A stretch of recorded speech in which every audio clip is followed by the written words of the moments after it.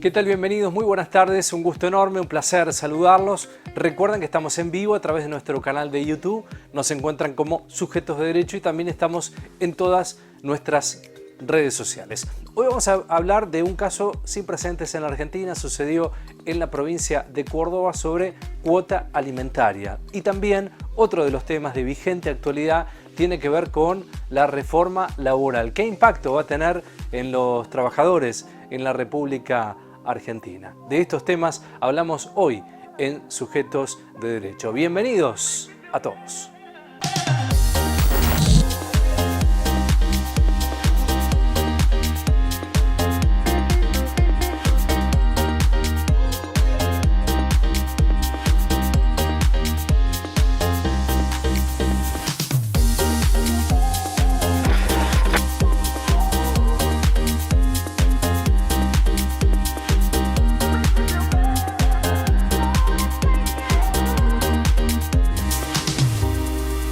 El Consejo de Mayo finalmente culminó su trabajo de deliberación y ya ha presentado, entre otras, la reforma laboral. Esta iniciativa, que fue presentada por el jefe de gabinete Adorni en calidad del presidente del Consejo, promueve cambios, entre otras cuestiones, en indemnizaciones, convenios colectivos de trabajo. De este tema empezamos a hablar con el abogado especialista, el doctor Esteban Marrero. Bueno, en principio, gracias por la invitación. Exactamente, está ingresando jueves 11 de diciembre el proyecto de ley, después de tanto debate del Consejo de Mayo, de proyectos anteriores. Está ingresando el Parlamento a los fines de definir cómo va a ser la aprobación y qué modificaciones pueden hacerse. Lo primero que hay que saber es que hay una especie de cambio de paradigma. Es decir, la ley de contrato de trabajo que nos rige de la década del 70, entendamos que es una ley que, si bien sufrió modificaciones posteriores, lógicamente, en su estructura estaba preparada para otros contratos laborales, otra vida, otra sociedad y otra forma de trabajar. Creo que ha sido una idea feliz incorporar algunas modificaciones que la puedan tender a que sea menos rígida, más dinámica y más ayornada a estos tiempos de tanta tecnología, de tanto internet, de prestaciones de trabajo remotas y, en fin, de un nuevo modo de trabajar. Lo primero que habría que plantear es que, como decía, hay un cambio de paradigma, hay una ley menos protectoria. La finalidad de la ley de contrato de trabajo era hacer equivalente dos fuerzas que contrataban, que eran muy dispares. Un empleador que tenía la posibilidad de pagar un sueldo y un trabajador que necesitaba ese sueldo para alimentarse. Entonces la ley le permitía, a través de principios irrenunciables de protección al trabajador, poder equilibrar esta situación de disparidad. Creo observar que hay una tendencia a hacerlo más liberal, a equilibrar la posibilidad de contratación de las partes, y esto permite, por supuesto, que hay ciertos derechos adquiridos que tenía el trabajador que ya no van a existir. En primer lugar, existe la posibilidad de una negociación empresaria o obrera de ciertas condiciones de trabajo que antes no existían.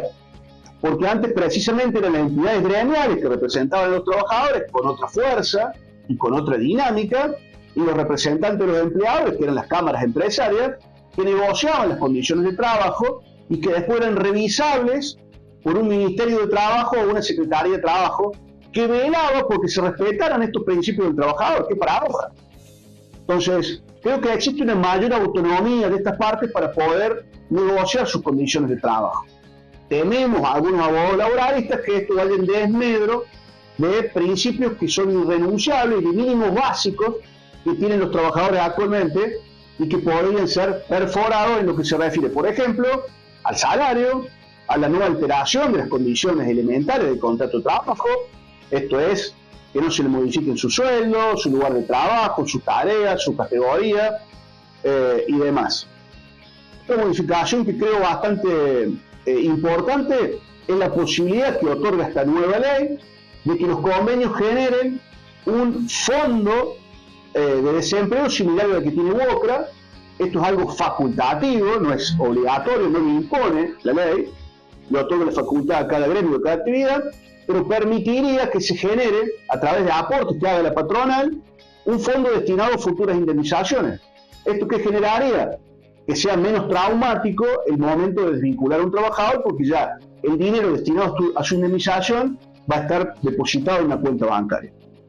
Otro cambio sustancial que he notado es la posibilidad que sean las empresas destinadas o destinatarias, mejor dicho, de juicios laborales, le da la facultad a un juez, habrá que revisar la constitucionalidad de esto, que a las pymes puedan cuotificar el pago de sentencias judiciales. Actualmente en Córdoba se integra, ya que espera tanto un trabajador, a veces el resultado de una sentencia favorable, se integra en un pago único, naturalmente, y con intereses actualizados. Le da la facultad, como decía, de la nueva ley al juez para que pueda cuotificarla hasta en 12 veces, aplicando naturalmente tasas de interés. Otra modificación que creo de cierta importancia es que le permite a la patronal la posibilidad de poner cierto coto a los derechos de sindicalización y huelga que actualmente rigen en la Argentina. Plantea que en el caso de que se quieran hacer asamblea de las empresas, tienen que solicitar previamente la entidad gremial, reconocida legalmente, una autorización. Tienen que avisar día y hora y autorizarla debidamente la patronal, poniéndole coto, como decía, a la asamblea sorpresiva o sin aviso. También una modificación muy importante es la limitación del derecho de huelga en ciertas actividades, porque la ley diferencia actividades esenciales, como por ejemplo las actividades sanitarias, las actividades vinculadas a los servicios de comunicación, internet, telefonía, y servicios que no son esenciales, pero que son preponderantes, como el transporte, los camioneros, el transporte de carga, de pasajeros y de bienes, en donde plantea que de ningún modo una huelga puede interferir o reducir el 50%, en el caso de las no tan esenciales, de las actividades no tan esenciales, de la actividad o del movimiento habitual, o el 70% de la actividad normal y habitual, en el caso de las actividades esenciales, como decía, de comunicación, sanitarias, cuidado de niños, enfermería y demás. De modo que entiendo que se está procurando cercenar el derecho de huelga y el derecho de protesta, impidiendo que se pueda tener una eficacia real, como suele ocurrir hoy en día, cuando prácticamente hay ejercicio de derecho de huelga que pueden paralizar el país. También plantea la posibilidad de denunciar penalmente ante entidades gremiales que generen disturbios o que generen también daños en las cosas o en las personas de los establecimientos comerciales. Esto ya existe en el Código Penal, lo que hace es plasmarlo también en la ley de contrato de trabajo para que tenga cierto efecto disuasorio. Hay algunos mitos que hay que derribar, que se estuvo hablando bastante mediáticamente y que no existen, por lo menos plasmados en el proyecto de ley que está circulando parlamentariamente. Vamos a retomar en minutos el tema de reforma laboral en la Argentina con el doctor Esteban Marrero y las implicancias que este tema de tanto impacto social tiene. Ahora nos metemos de lleno en otro de los temas que vamos a tratar en el programa del día de hoy, que tiene que ver sobre la cuota alimentaria, un caso sin antecedentes en la Argentina, en donde la jueza, la doctora Marcela Menta, del juzgado de familia número 6 de Córdoba, ordenó, fíjense ustedes, ¿no?, que la actual pareja de un hombre moroso se haga cargo del pago de la cuota alimentaria correspondiente a su hija de 16 años. Hablamos con la abogada Romina Martínez Soto. Este es un caso que ocurrió en Córdoba y el juzgado número 6 lo encabezó la magistrada Marcela Alejandra Menta en el juzgado número 6 de Córdoba. Lo que pasó en este fallo muy polémico, que hubo debates y opiniones, es que se extendió la obligación de dar alimentos a la esposa de un padre que no paga la cuota alimentaria. Hablamos de una menor de 16 años. Esta menor, el padre tiene la obligación y tenía la obligación de pasar la cuota alimentaria. Este padre se mostraba insolvente ante la justicia, no tenía bienes registrados, ni autos, ni cuentas bancarias, ni tarjetas de crédito, ni tampoco licencia de conducir. Entonces, a lo que la ley nos permite ir en contra también parientes consanguíneos y podemos avanzar contra los abuelos. Primero, explicamos anteriormente que la madre de la menor varias veces denunció y reclamó que este progenitor nunca abonó absolutamente nada, lo que se mostraba insolvente ante la justicia y no se hacía cargo de la cuota alimentaria. Ahora sí, vamos en contra, lo que la ley nos establece, que podemos ir en contra los abuelos, que serían los padres de este deudor alimentario, a lo que la madre de la menor, del adolescente, se niega a realizarlo. ¿Por qué? Porque fue una abuela muy presente, colaboraba con la crianza de la niña a medida de sus posibilidades. También ella está pasando por una situación de salud muy complicada y además vive de una pensión y también tiene a cargo familiares, por lo que le parece injusto que tome las riendas de la obligación del hijo.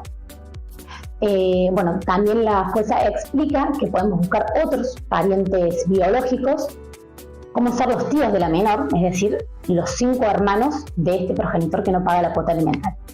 Este progenitor tiene 5 hermanos. Se argumentó en el expediente que ninguno de estos hermanos puede afrontar la cuota porque atraviesan una situación económica complicada, por lo que la jueza toma la decisión de extender esta obligación alimentaria a la nueva esposa, ya que ambos, el progenitor y la nueva esposa, tenían un estilo de vida alto o cómodo, pero podían afrontar la cuota alimentaria. También vale destacar de que este padre que no pagaba la cuota alimentaria estaba condenado a pagar la mitad del salario mínimo vital y móvil, aproximadamente hoy en día 160.000 pesos. Hace un año que se dictó esta sentencia eran 150.000.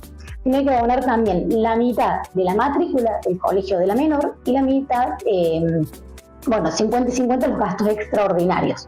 Un gasto extraordinario sería, por ejemplo, una ortodoncia o un viaje de estudio de la menor.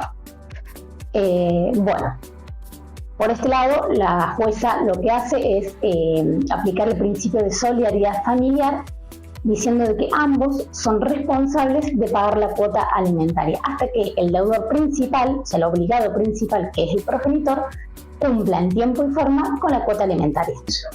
Cuando hablamos de responsabilidad parental, es lo que antes llamábamos patria potestad. Son deberes y derechos que tienen los progenitores con sus hijos menores. ¿Qué pasa? En este caso, madre y padre son responsables de la crianza de los hijos. Tienen que educarlos, alimentarlos, depende de su modo y su condición de vida. ¿Qué pasa? Recordemos que la cuota alimentaria se pasa, o sea, los progenitores, madre y padre en este caso, pasan la cuota alimentaria hasta los 21 años o hasta los 25 si el niño o el joven decide estudiar, siempre y cuando no haya una emancipación previa, por ejemplo que contraiga matrimonio. Eso es una forma de emanciparse. Claro, extingue la patria potestad, hoy la responsabilidad parental.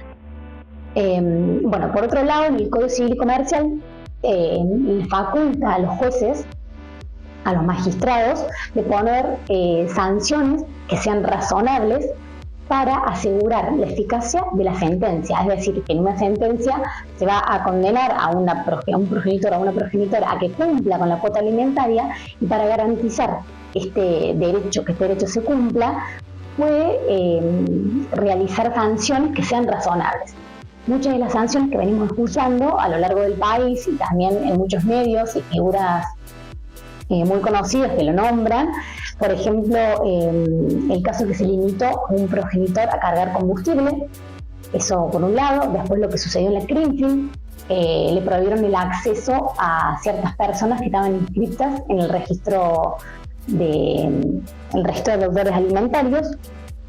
Y por otro lado hay otro tipo de sanciones que puede ser, por ejemplo, la prohibición de para que salga del país, la suspensión del carnet de conducir, entre otras cosas. También en el Código Civil y Comercial hablamos del progenitor afín.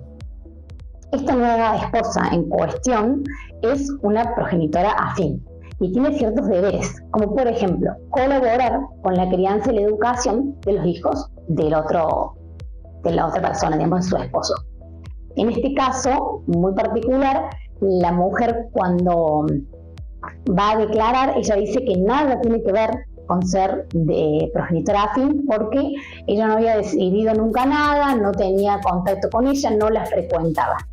Pero convengamos que el derecho ve realidades y ellos habían anteriormente realizado una unión convivencial, la habían inscrito y en esa unión convivencial habían declarado la existencia de una menor. Y luego de varios años se casaron. Por lo que la jueza entiende la solidaridad familiar para con la niña. Esta mujer, teniendo un trabajo en blanco y buena situación económica o cómoda, puede afrontar la cuota alimentaria.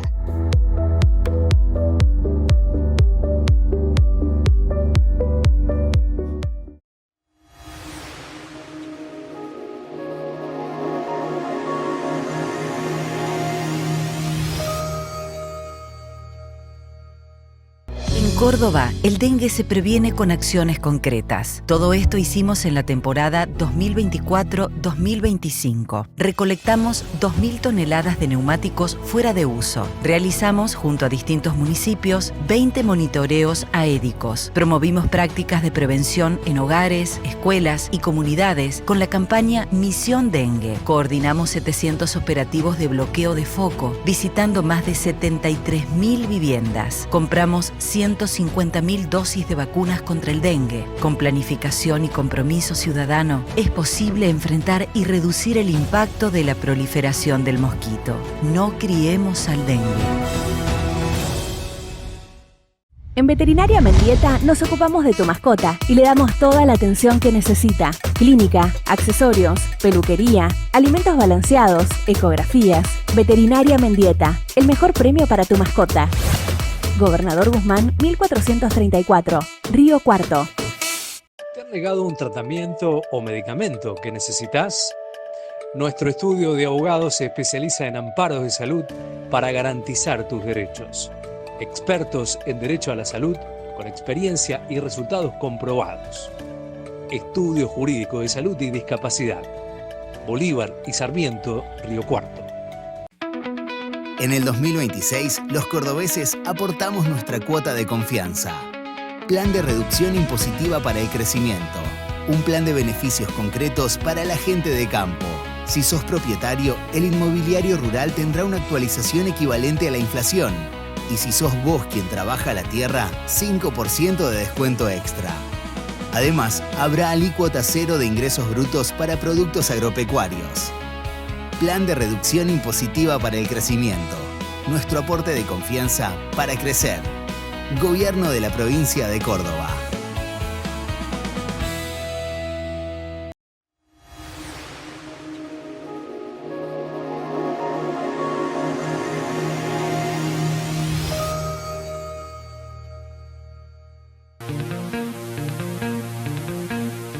Finalmente, el presidente Javier Milei firmó este jueves el proyecto de reforma laboral que se va a tratar en el Congreso durante las sesiones extraordinarias. Entre las claves que resumen este documento está la posibilidad de flexibilizar la contratación, también introducir un nuevo sistema de indemnizaciones. Continuamos hablando de este tema con el doctor Esteban Marrero. No está contemplado que se deje sin efecto el aporte obligatorio que se hace en los gremios por cada actividad, por ejemplo en el gremio mercantil el 2%, decían que iba a dejar de ser obligatorio pero fuera voluntario. Bueno, nada de eso surge en el proyecto de ley. No hay un tope indemnizatorio, por ejemplo de 10 salarios, para aquellos trabajadores que tengan más de 10 años de antigüedad. De hecho, se ratifica el modo indemnizatorio general que existe hoy en día, de un sueldo por cada año de antigüedad o fracción de 3 meses que supere ese plazo temporal. Existen también modificaciones vinculadas a el trabajo agrario y el servicio doméstico, en donde lo que hacen es sacar de las particularidades indemnizatorias y lo ajustan a las condiciones generales de la ley de contrato de trabajo. Hay un periodo de prueba que se ratifica, que fue el que plasmó la ley base de 6 meses. Un empleador puede contratar a un trabajador y esto también como decía recién, se extendió el servicio doméstico porque no estaba incluido, y durante 6 meses puede evaluar si le resulta de utilidad o no, y si no le resulta de utilidad puede despedirlo dentro de ese plazo sin pagarle ningún tipo de retribución indemnizatoria, solamente liquidación fin. Creo en definitiva que hay una parte para destacar que tiene que ver con la promoción del empleo, que busca un blanqueo de trabajadores no registrados condonando multas, condonando sanciones administrativas, y usted va a poder blanquear trabajadores a partir de la promulgación de esta ley prácticamente sin costo. Y también tiene una parte vinculada a favorecer desde el punto de vista tributario, alentando con deducciones patronales para quienes generen nuevo empleo genuino. Celebramos estas modificaciones, habrá que ver cuando ingrese la modificación tributaria en el orden nacional, si eso también está complementado con alguna norma vinculada a hacer más barato y más competitivo blanquear trabajadores en el territorio argentino. Al haber mayor autonomía en la contratación de trabajadores y menos formalidad, menos rigidez, creo que ha ganado la parte empresarial, porque él es quien define cómo pactar condiciones.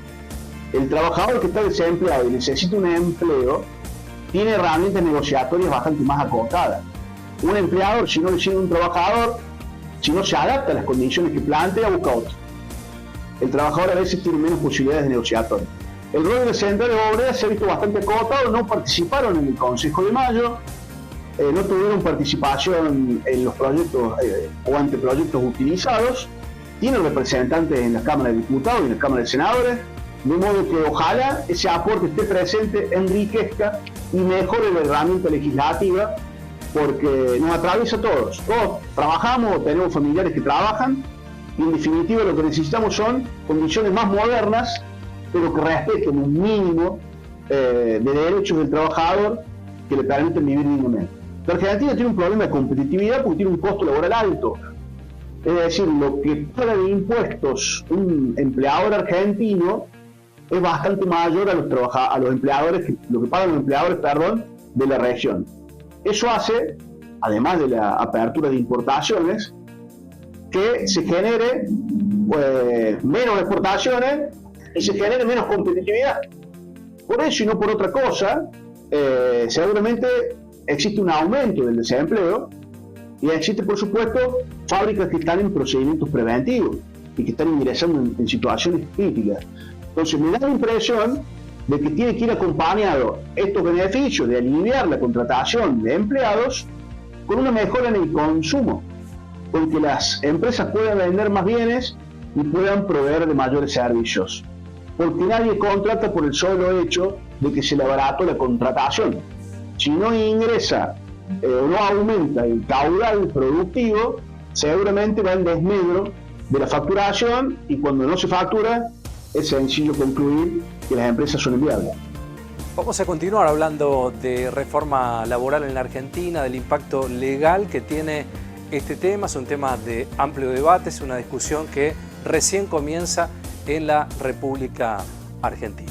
Volvemos a cuota alimentaria, ¿no? Entendiendo este concepto, este importe que debe pagar el padre que convive con sus hijos para colaborar fundamentalmente con los gastos destinados a su bienestar. Seguimos dialogando con la doctora Romina Martínez Soto.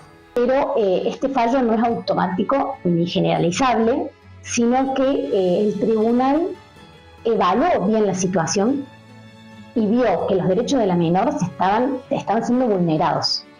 Por lo que acá la nueva esposa alega de que no era una progenitora afín, pero la jueza vuelve a alegar de que la solidaridad familiar es lo que la hace responsable como el padre que está debiendo la cuota. Por otro lado, no por el simple hecho de ser pareja vas a hacerte cargo de la cuota alimentaria de los hijos de tu marido o tu esposo, sino que el fin de realizar o ejercer tareas parentales o de hecho estando con la menor. Eso por un lado. Por otro lado, el tribunal distingue dos tipos de decisiones. Las decisiones cotidianas de la vida, que es razonable la intervención de esta progenitora afín, y otras decisiones que son plenamente de la responsabilidad parental, que solamente, exclusivamente le pertenece al padre y a la madre, o sea, a los progenitores. Acá volvemos a hablar del artículo 553, donde nos dice que los jueces están facultados para realizar o crear sanciones que aseguren la eficacia de la sentencia. Como decimos también, puede ser el embargo de sueldos o un porcentaje del embargo de sueldos, el embargo de bienes, porque ¿qué pasa? En este caso particular, al mostrarse insolvente el padre de la menor, ¿de dónde la jueza se agarra para poder cobrar la cuota alimentaria? Por eso es que empieza a analizar la vida que está llevando con la nueva mujer o su nueva pareja, que no es acorde a que a ella, a la menor, no le pueda pasar 150.000 pesos, como hemos hablado al principio. Y también distingue las decisiones que son plenamente de la responsabilidad parental que le pertenece a ambos padres. Bueno, entonces en este caso la jueza, lo más viable para que pueda darse o llegar al final, que es la cuota alimentaria, es extender esta obligación alimentaria con la nueva esposa, que es transitorio. Es decir, ella va a cumplir hasta que el principal obligado cumpla en forma y en tiempo correcto con la cuota alimentaria. Bueno, la postura frente a este caso que yo tomo, yo creo que este fallo no es para imponer padres, sino para proteger a los niños que crecen en estructuras familiares diversas y que no se vulneren sus derechos o sus necesidades básicas estén cubiertas. Yo creo que el derecho acompaña a todos estos casos siempre que prime el respeto, el afecto y haya un interés superior comprometido. Los jueces deben velar por esto y considero que este fallo, yo coincido con este fallo, porque para mí lo más importante acá son los derechos de los niños. Llegamos al final del programa. Gracias como siempre por la compañía. Recuerden que estamos en nuestro canal de YouTube como Sujetos de Derecho. También estamos en todas nuestras redes sociales, en Red X, en Instagram y en Facebook. Allí nos escriben para darnos ideas y sugerencias. Gracias por la compañía, que tengan un lindo fin de semana. Nos reencontramos el próximo domingo a las 13 y por Canal 13 para ser Sujetos de Derecho.